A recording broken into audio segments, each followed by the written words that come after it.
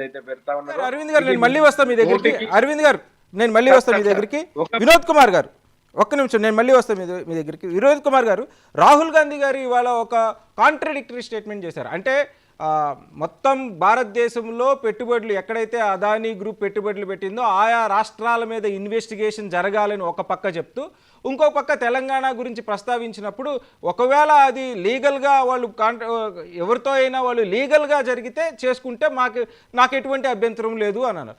ఒక పక్క ఆయన ఎప్పుడూ చెప్పే స్టేట్మెంట్ అదానీ గ్రూప్ మీద సీరియస్ ఇన్వెస్టిగేషన్ జరగాలి, ఆయన ప్రతిరోజు అవినీతి చేస్తున్నాడు భారతదేశంలో అని అంటూనే వాళ్ళ స్టేట్స్ దగ్గరికి వచ్చేసరికి ఒక మిస్లీడింగ్ స్టేట్మెంట్ లాగా, లేదు ఒక కాంట్రడిక్టరీ స్టేట్మెంట్ లాగా ఎందుకు జరుగుతుంది అంటారు?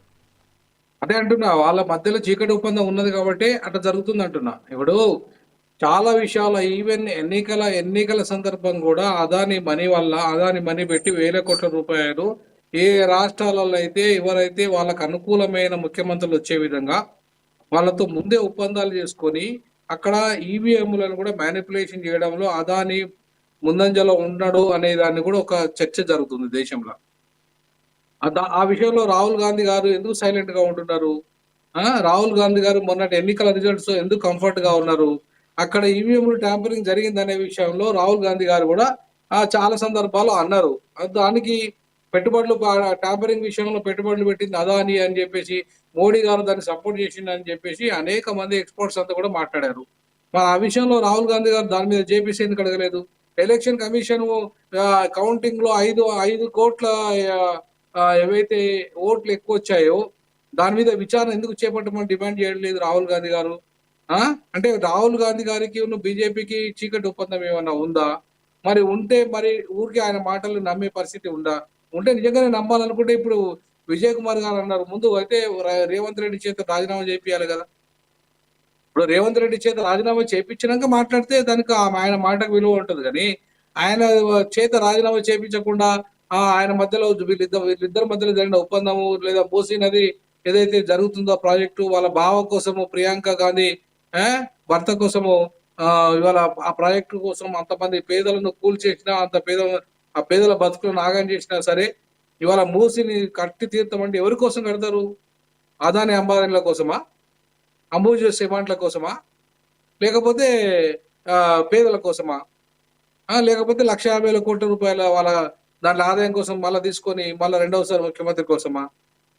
మరి దాంట్లో ఉన్న నిజాయితీ ఎంత అనేది కూడా మరి రాహుల్ గాంధీ ఇన్ని నిజాయితీ ముచ్చట్లు చెప్తాడు, ఇంత రాజ్యాంగం గురించి చెప్తాడు, ఇంత పట్టుకొని తిరుగుతాడు రాజ్యాంగాన్ని.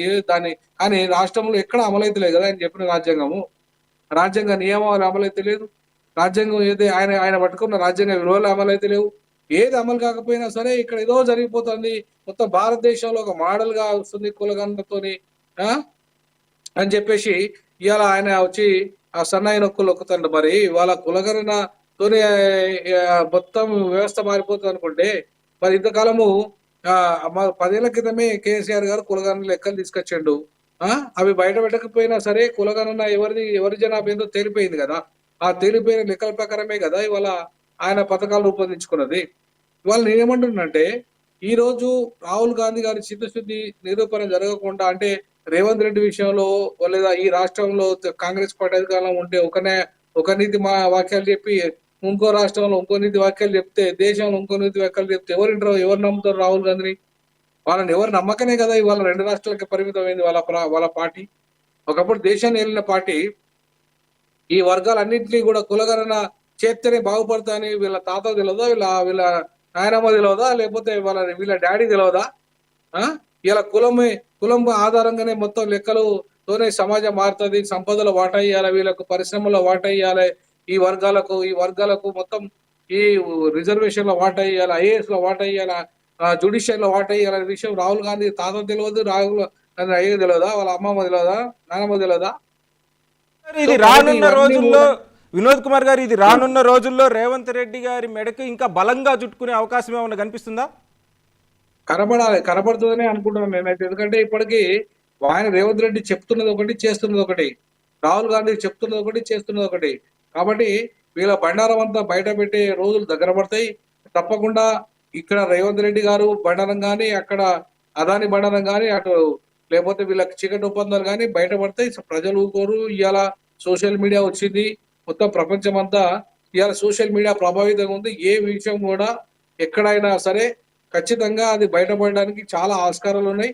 ఎవరు ఏం చేసినా సరే, ఏ తప్పు చేసినా సరే, చిన్న తప్పు కూడా ఇవాళ బయటకు వచ్చే ఆస్కారం ఉంది. కాబట్టి ఈ తప్పకుండా రానున్న రోజుల్లో ఆయన ఏమైనా రేవంత్ రెడ్డి గారు కనుక ఏమైనా ఆ అగ్రిమెంట్స్ కనుక ఇల్లీగల్ అగ్రిమెంట్స్ లేకపోతే అక్రమ క్విడ్ ప్రోకో లాంటివి ఏమైనా చేసుకున్నా సరే అవి బయటకు వస్తాయి.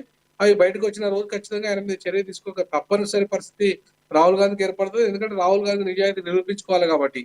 ఆయన ఇప్పటిదాకా దాని గురించి మోడీ దో చోరే ఓ చోరే అని చెప్పేసి ఇప్పటిదాకా మాట్లాడుతున్న మాటలలో మరి ఆ చోరులతో ఇంకో చోరు కలిపితే, లోకల్ చోరు కలిపితే మరి ఏమవుతుంది అనేది ఆయన గమనించాలి కదా, ఆయన తెలవాలి కదా ఆ విషయాలు. సో కాబట్టి ఇది లీగల్ ఒప్పందాలు, మరి అదే ఇల్లీగల్ ఒప్పందాలు అంటే మరి దాంట్లో ఎవరు నమ్మాలి ప్రజలు? కాబట్టి ఖచ్చితంగా వాస్తవాలు బయటికి రావాల్సిందే. రేపు బయటకు వచ్చినప్పుడు ఎవరు ఏంటిదో తేలిపోతుంది. తేలిపోయినప్పుడు ఖచ్చితంగా రాహుల్ గాంధీ నిజాయితీ పరుడా, లేకపోతే ఇంకా రేవంత్ రెడ్డి నిజాయితీ పరుడా, లేకపోతే బీజేపీ నిజాయితీ పరుడా, వీళ్ళంతా దొంగలేనా అనే విషయాలు మాత్రం రానున్న రోజుల్లో ఖచ్చితంగా తేలుతాయి. ముందైతే జేపీసీ అయితే డిమాండ్ రాహుల్ గాంధీ ఏదైతే చేస్తున్నారో దాన్ని సమర్థించాల్సిన అవసరం ఉంది. దాని మీద పూర్తి స్థాయిలో విచారణ చేపట్టాల్సిన అవసరం ఉంది. ఇవాళ మొత్తం భారతదేశ సొమ్ము, ప్రజలు కడుతున్న సొమ్మును వినోద్ కుమార్ గారు ఒక నిమిషం. అంటే వినోద్ కుమార్ గారు, మోదీ గారు ప్రధానమంత్రి అయిన తర్వాత ఆయన అనేక దేశాలతో జరిగిన చర్చల్లో ఈయన్ని ప్రమోట్ చేసి, ముఖ్యంగా యునైటెడ్ నేషన్స్లో, బంగ్లాదేశ్లో, శ్రీలంకలో, కెన్యాలో ఇలా అనేక దేశాలతో అదానీకి పెట్టుబడులు ప్రాజెక్టులు ఇప్పించారు అనేది మోదీ గారి అదే రాహుల్ గాంధీ గారు చేస్తున్న ఆరోపణ. వీటన్నిటిలో ఇప్పుడు ఇన్వెస్టిగేషన్ కూడా స్టార్ట్ అయ్యింది. భారతదేశంలో మాత్రమే అది ఇంకా జాప్యం జరుగుతుంది, అది మోదీ గారు ఉన్నంత వరకు జరగదు అని రాహుల్ గాంధీ గారు అన్నారు. దాని గురించి మనం మళ్ళీ ఇంకో నెక్స్ట్ రౌండ్లో మాట్లాడుకుందాం. నర్రా విజయ్ కుమార్ గారు, ఇప్పుడు రేవంత్ ఒక ప్రాజెక్ట్, పర్టికులర్ ప్రాజెక్ట్ ఇవాళ బయటకు వచ్చిన స్కామ్ గురించి మనం మాట్లాడుకోవాలంటే అది ఒక గ్రీన్ ఎనర్జీ ప్రాజెక్టు.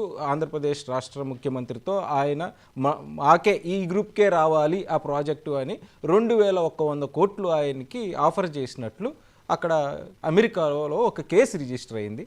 ఆయనతో పాటు ఇంకొక అదే గ్రూప్కి సంబంధించిన కొంతమందిని కూడా ఆ కేసులో యాడ్ చేశారు. ఇది ఒక పర్టికులర్ స్టేట్తో చేసుకున్న ఒప్పందం. ఇలాంటి ఒప్పందాలు ఆయన అనేక స్టేట్లతో చేసుకున్నాడు. మీరు ఇందాక చెప్పినట్టు రేవంత్ రెడ్డి గారితో కూడా చేసుకున్నారు. ఈ ప్రతి స్టేట్లోనూ ఆయన ఇలాంటిది ఏదో బ్రైబ్ చేసి ఉండొచ్చు కదా? చేసిండనే కదా ప్రతి స్టేట్. ఇది ఒక్క అంశం కాదు, ఒక్కొక్క స్టేట్ లో ఒక్కొక్కటి ఆయన బ్రైబ్. ఎందుకంటే ప్రతి ఎయిర్పోర్ట్లు ఆయన దగ్గరే ఉన్నాయి, ఎయిర్పోర్ట్లు, పోర్టులు ఆయన చేతిలోనే అదే విధంగా బొగ్గు సంబంధించినటువంటి బిజినెస్. ప్రపంచ ధనవంతుడు. ఇప్పుడు ఆఫ్టర్ ఆల్ మన ఒక ఆర్టీసీనే 2 రాష్ట్రాలు చూసుకుంటే 1,00,000 మంది ఎంప్లాయీస్ ఉన్నారండి. ఇంత ప్రపంచ ధనవంతుడు ఉన్నటువంటి వ్యక్తికి వాళ్ళ కంపెనీలు, అన్ని కంపెనీలు వాడితే కూడా అదాని ఎంప్లాయీస్ 60,000 మంది ఉన్నారు. 60,000 మంది ఉన్న ఎంప్లాయీస్ ప్రపంచ ధనవంతుడు అవుతాడండి? చరిత్రలో ఉంటుంది ఎక్కడైనా?